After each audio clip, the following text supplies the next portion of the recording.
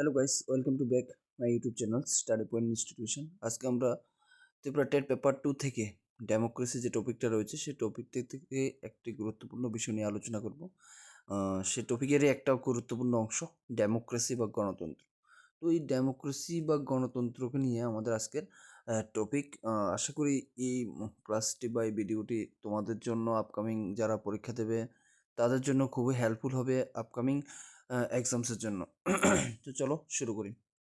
তো এখানে দেখো টেট 1 দিয়েছি, বা টেট 1 নেই গণতন্ত্র, আমরা সবাই জানি, যেহেতু পলিটিক্যাল সায়েন্সে নেই। টেট 2 রয়েছে, এসটিজিটির ক্ষেত্রে ইউজ হয়। এসটিজিটি মিনস হলো এখন তো নিউ সিলেবাস চেঞ্জ হয়ে গেছে।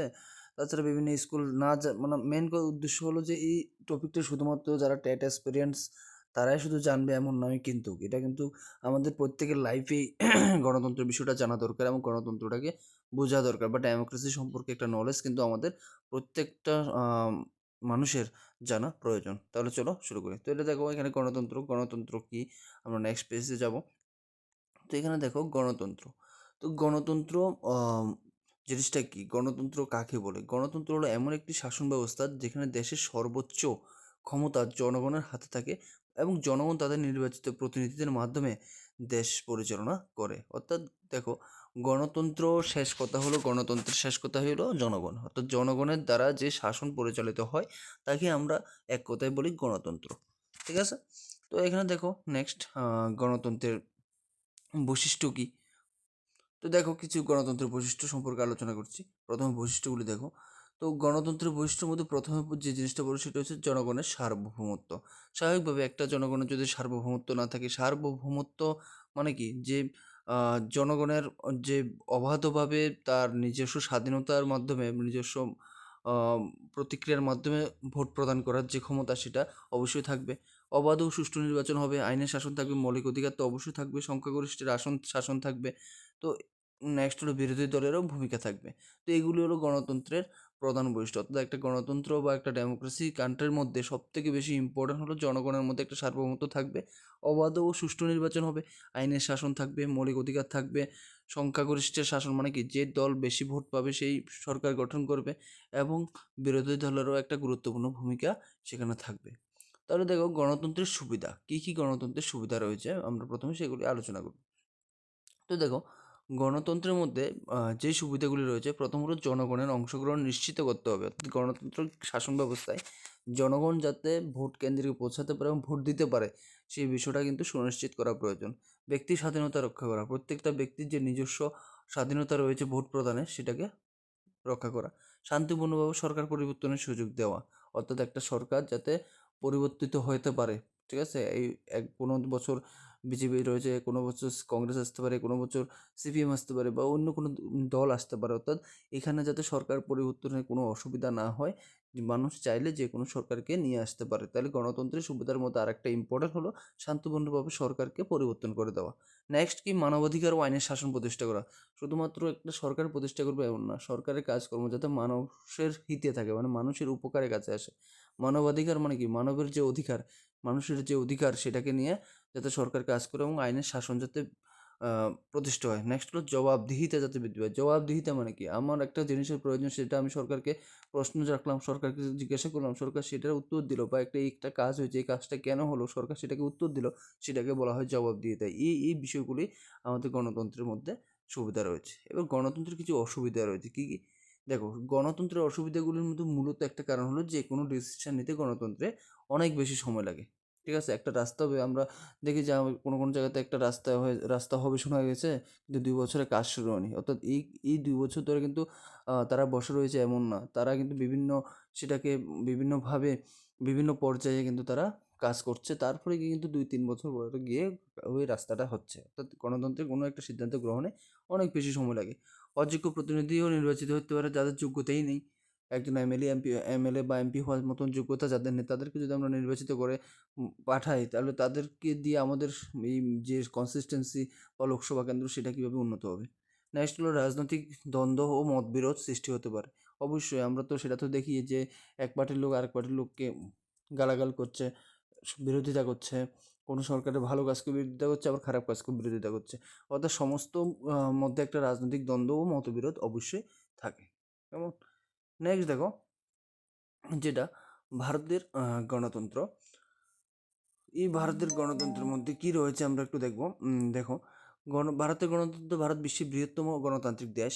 এখানে সার্বজনীন প্রাপ্তবয়স্ক ভোটাধিকার অনুযায়ী 18 বছর বা তার বেশি বয়সী নাগরিক ভোট দিতে পারে। অর্থাৎ কি, আমাদের দেশ ভারত পৃথিবীর মধ্যে সর্ববৃহৎ গণতান্ত্রিক দেশ, কারণ ভারতের জনসংখ্যা সব থেকে বেশি, এবং এই সমস্ত মানুষ যাদের বয়স 18 বছর হয় তারাই পূর্ণবয়স্ক হয় এবং তারাই ভোটদান করতে পারে। তো এখানে গণতন্ত্রের মূল পথ হলো government of the people, by the people, for the people. এই কথাটা কে বলেছে? আব্রাহাম লিঙ্কন বলেছে। ঠিক আছে, গণতন্ত্রের প্রাণ হলো জনগণের অংশগ্রহণ ও আইনের শাসন। ঠিক আছে, নেক্সট দেখো গণতন্ত্রের প্রকারভেদ। তো আমরা এখানে দেখো গণতন্ত্রের প্রকারভেদ সম্পর্কে আলোচনা করব। তো গণতন্ত্র স্পেশালি হলো দুই প্রকার, একটা হলো প্রত্যক্ষ গণতন্ত্র, একটা হলো পরোক্ষ গণতন্ত্র। প্রত্যক্ষ গণতন্ত্র কি, যে সমস্ত গণতন্ত্র তান্ত্রিক সরকারে মানুষ সরাসরি শাসনকার্যে অংশগ্রহণ করে, অর্থাৎ জনগণ সরাসরি সরকারি কাজকর্মে অংশগ্রহণ করে, তাকে আমরা প্রত্যক্ষ গণতন্ত্র বলতে পারি। এবং জনগণ নিজেরাই আইন প্রণয়ন করে, যদি জনগণ নিজেরাই নিজেদের জন্য আইন প্রণয়ন করতে পারে, সেই ক্ষেত্রে প্রত্যক্ষ গণতন্ত্র কাজ করে থাকে। এবার দেখো পরোক্ষ গণতন্ত্র। পরোক্ষ গণতন্ত্র কি? পরোক্ষ গণতন্ত্র হলো যেই গণতন্ত্রের প্রতিনিধি নির্বাচন করা হয়। যেমন আমাদের দেশ ভারতবর্ষ একটি পরোক্ষ গণতন্ত্র নিয়ে কাজ করে।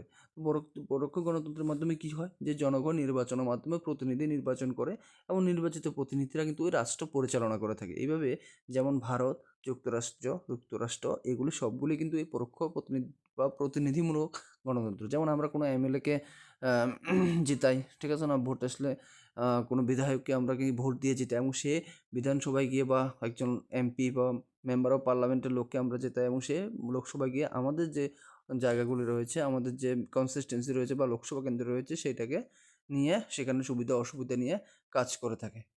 কেমন? নেক্সট দেখো যেটা রয়েছে সেটা হলো এক মিনিট, সেটা হলো গণতন্ত্রের স্তম্ভ। এবার একটা গণতন্ত্রের কী কী স্তম্ভ থাকতে পারে? একটা হলো আইনসভা, অবশ্যই থাকবে গণতন্ত্রের মধ্যে। তো আমরা জানি কি, আইনসভা থাকবে, নির্বাহী বিভাগ থাকবে, বিচার বিভাগ থাকবে এবং গণমাধ্যম থাকবে। অর্থাৎ একটা গণতন্ত্রে চারটা বিষয় সবথেকে গুরুত্বপূর্ণ। একটা হলো আইনসভা বা লেজিসলেচার, এক হলো নির্বাহী প্রভাব মানে আইন বাস্তবায়ন করা, যেটা আমরা এক্সিকিউটিভ বলি, বিচার বিভাগ যেটাকে আমরা জুডিশিয়ারি বলি, এবং গণমাধ্যম যেটাকে আমরা বলি মিডিয়া। অর্থাৎ এই চারটা, অর্থাৎ আমরা অনেকেই দেখবা বলে যে সংবাদ মাধ্যম হলো সংবিধানের চতুর্থ স্তম্ভ। অর্থাৎ এই চারটা স্তম্ভই কিন্তু আমাদের গণতন্ত্রের খুবই গুরুত্বপূর্ণ। এবার দেখো গণতন্ত্রের কিছু মৌলিক উপাদান এবং গণতন্ত্রের সাফল্যের সত্য। এখন দেখো গণতন্ত্রের মৌলিক উপাদানগুলি কী কী? একটা হলো জনগণ সার্বভৌমত্ব, অবাধ ও সুষ্ঠু নির্বাচন, আইনের শাসন, মৌলিক অধিকার, স্বাধীন বিচার ব্যবস্থা, মত প্রকাশের স্বাধীনতা এবং বিরোধী দলের অস্তিত্ব, যেটা আমরা আগেও পড়ছি। এগুলা একটা গণতন্ত্রের বৈশিষ্ট্য এবং মৌলিক উপাদান। পাশাপাশি গণতন্ত্রের সাফল্যের সত্য একটা হলো কি, শিক্ষিত ও সচেতন নাগরিক গড়ে তোলা, সুষ্ঠু নির্বাচন ব্যবস্থা তৈরি করা, রাজনৈতিক স্থিতিশীলতা তৈরি করা, আইনের শাসন, মানবাধিকার সুরক্ষা, স্বাধীন সংবাদ মাধ্যম এবং জনগণের অংশগ্রহণ। এই যে বিষয়গুলি আছে, এগুলি সবগুলি গণতন্ত্রের সাফল্যের মধ্যে পড়বে। এরপর দেখো গণতন্ত্র সম্পর্কে বিখ্যাত কিছু উক্তি। যে গণতন্ত্রটা আছে, তো এটা সম্পর্কে অনেকে অনেক উক্তি করেছে, সেগুলো সম্পর্কে আমরা কিছু উক্তি এবার দেখবো। দেখো জনগণের দ্বারা জনগণের শাসন এবং জনগণের জন্য শাসন, যেটাকে আমরা বলি আব্রাহাম লিঙ্কন, তিনি বলেছিলেন গণতন্ত্র হলো সবচেয়ে খারাপ শাসন ব্যবস্থা, তবে এখনো পর্যন্ত পরীক্ষিত অন্য সব শাসন ব্যবস্থার চেয়ে ভালো। সেটা বলেছিল কি, উইনস্টন চার্চিল, ব্রিটেনের প্রাক্তন প্রধানমন্ত্রী। একটি শিক্ষিত ও সচেতন জনগণই গণতন্ত্রের সর্বোত্তম রক্ষা কবচ, বলেছেন থমাস জেফারসন। গণতন্ত্র সহিংসতার একসঙ্গে চলতে পারে না, কে বলেছেন? মহাত্মা গান্ধী। গণতন্ত্র কেবল সরকার পরিচালনার একটি পদ্ধতি নয়, এটি জীবনযাপনের একটি আদর্শ, কে বলেছেন? আমাদের মহান ব্যক্তি ডক্টর বি আর আম্বেদকর। সংবিধান কেবল আইনজীবীদের দলিলের নয়, এটি জীবনের একটি মাধ্যম, এটাও বলেছে কে?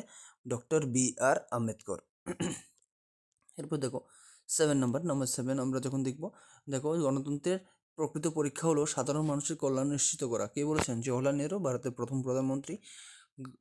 স্বাধীনতা ও গণতন্ত্র তখনই অর্থবহ হয় যখন তা মানুষের জীবনকে উন্নত করে, কে বলেছে? Nelson Mandela. আমরা জানি দক্ষিণ আফ্রিকার প্রাক্তন রাষ্ট্রপতি, যিনি 27 ইয়ার্স জেলে ছিলেন। গণতন্ত্রের সৌন্দর্য হলো এতে ভুল করার অধিকারও জনগণেরই থাকে, এই কথা কে বলেছেন? আমাদের ভারতের প্রথম প্রাক্তন মহিলা প্রধানমন্ত্রী ইন্দিরা গান্ধী। গণতন্ত্র মানে হচ্ছে সব মানুষের সমান অধিকার ও সুযোগ নিশ্চিত করা, এটা আমাদের বলেছে কি, আব্রাহাম লিঙ্কন। যেখানে মত প্রকাশের স্বাধীনতা নেই, সেখানে গণতন্ত্র নেই, এটা বলেছেন আমাদের বিখ্যাত একজন ব্যক্তি, যাকে আমি পার্সোনালি খুবই রেসপেক্ট করি, এপিজে আব্দুল কালাম, ভারতের প্রাক্তন রাষ্ট্রপতি। গণতন্ত্রের শক্তি জনগণের ভোটে আর সৌন্দর্য জনগণের অংশগ্রহণে। কে বলেছিলেন? সর্দার বল্লভভাই পটেল, ভারতের বিখ্যাত একজন ব্যক্তি এবং লৌহ মানব বলা হয় তাকে। গণতন্ত্রের সংবিধান হচ্ছে আমাদের পথ প্রদর্শক। কে বলেছেন? Doctor B R. আম্বেদকর। গণতন্ত্রের সরকার জনগণের সেবক, শাসক নয়। এই কথা বলেছেন ভারতের একজন মহান ব্যক্তিত্ব মহাত্মা গান্ধী। এরপর দেখো নেক্সট যেটা রয়েছে সেটা হলো কোশ্চেন নাম্বার 15। গণতন্ত্রের সাহসী মতামত ভিন্ন মতকেই সম্মান করতে হয়। জন এফ কেনেডি, যিনি যুক্তরাষ্ট্রের 35তম রাষ্ট্রপতি ছিলেন। 16 নম্বর, গণতন্ত্রের মূল ভিত্তি হলো ভ্রাতৃত্ব, স্বাধীনতা ও সমতা। ফ্রাঙ্কলিন ডি রুজভেল্ট, যুক্তরাষ্ট্রের 32তম রাষ্ট্রপতি বলেছিলেন, গণতন্ত্র টিকে থাকে তখনই যখন জনগণ জেপে থাকে। এটা জেপে না, এটা জেগে থাকে হবে, জেগে থাকে। এটা একটু স্পেলিং মিস্টেক হয়েছে, এখানে হবে জেগে, এবং জেগে থাকে। তো এখানে উত্তর হবে মার্টিন লুথার কিং জুনিয়র। তারপরে গণতন্ত্রের সংখ্যাগরিষ্ঠের মতই নয়, সংখ্যালঘুর অধিকারও সমান গুরুত্বপূর্ণ বলেছেন বারাক ওবামা। তারপরে বলেছেন গণতন্ত্রের প্রয়োজন শিক্ষা, নৈতিকতা ও দায়িত্বশীল নাগরিকে। কে বলেছেন? ভারতের বিখ্যাত মনীষী স্বামী বিবেকানন্দ। এবং গণতন্ত্রের জনগণই বিশ্বাস ও আস্থাই সবচেয়ে বড় শক্তি, এটা বলেছেন কবিগুরু রবীন্দ্রনাথ ঠাকুর। তো আশা করি এই পর্যন্তই গণতন্ত্র যে টপিকটা রয়েছে এই টপিকটা থেকে এই বিষয়টা তোমাদের জানা খুবই প্রয়োজন। শুধুমাত্র একজন ট্যাট অ্যাসপিরেন্ট হিসেবে নয়, আমাদের প্রত্যেকের প্রাপ্তবয়স্ক আমরা যতজন আছি সবারই এই গণতন্ত্র সম্পর্কে জ্ঞান অর্জন করা প্রয়োজন বা জ্ঞান থাকা প্রয়োজন। আশা করি হোপস তোমাদের জন্য আপকামিং এক্সামের জন্য এখান থেকে একটা কোশ্চেন, 1 মার্কের যদি কোশ্চেন থাকে, অবশ্যই থাকারই কথা, কারণ গণতন্ত্র থেকে কোশ্চেন থাকে, তোমাদের হেল্প হবে। ধন্যবাদ। হোপস এটা থেকে ভালো কিছু তোমরা শেখো বা ভালো কিছু তোমাদের কাছে যাক।